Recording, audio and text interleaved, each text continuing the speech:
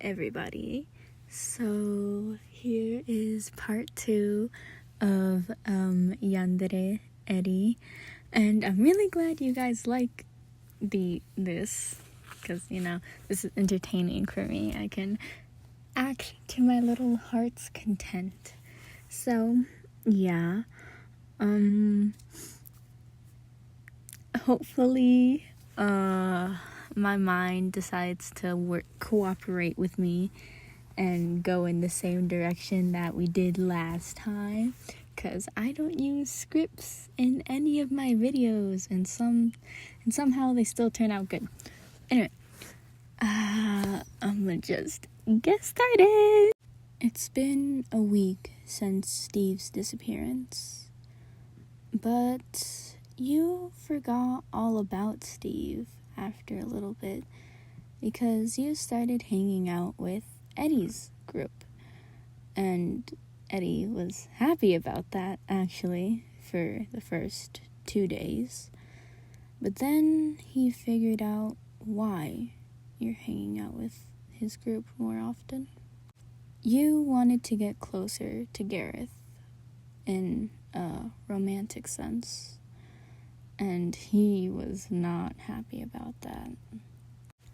It's lunch right now, and Eddie, as usual, is sitting at the front of the table.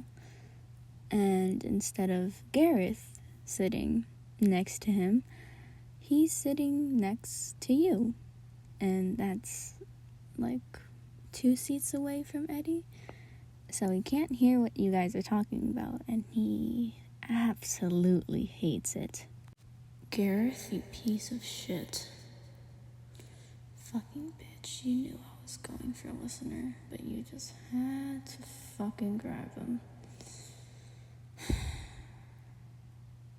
It's a shame. Thought you were my friend. But I guess I'll have to take you out too.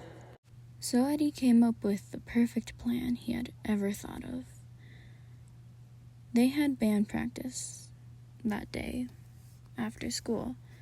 So he thought, I'll just have a little chat with Gareth. Then he will leave listener alone because he won't be here anymore. It's after school, finally, and Eddie drives over to Gareth's place to practice. And it's after the practice when everyone has left and Eddie and Gareth are talking about random things until Gareth starts talking about you. Yeah, man, I don't know, it's just something about them. They're just so perfect. They're so pretty too. Honestly, I think I might ask them out soon. Oh, really? I say go for it, Also, I have a little thing I need to show you real quick, if you don't mind. Yeah, sure, I don't mind. So, Eddie and Gareth drive out to where Eddie took Steve. And, Eddie's just saying, I was thinking about, turning this place into a little hangout for us. And Gareth was saying that's a really cool idea and that he should definitely do it. Until Eddie gets behind Gareth at some point. Well, Gareth is talking about what things could be fixed in there. And he hit him with a rock that he found outside. And, he tied him up to a chair and waited for him to wake up. Fuck my head. Eddie has his back turned to him, and Gareth started asking, what the fuck are you doing? What's going on? Until he turns around with a sharpened knife. And he walks towards him, leans into his ear, and says, "I'm taking out the trash." And after that, Gareth's dead. Eddie stabbed him in the chest. Eddie was pleased with himself because he's one step closer to finally getting what he wants, to finally getting to you. It's been 2 days since Gareth has gone missing, and you've been really distraught about it, but Eddie's been right by your side, comforting you through it all. It's late at night, and you're over at his trailer, and you two are just sitting on his bed and listening to music. "Hey, listener, do you want anything to drink?" You nod your head yes, and he goes up to get you guys some drinks. Once he gets back, he hands you your drink, and once you drink some of it, you black out.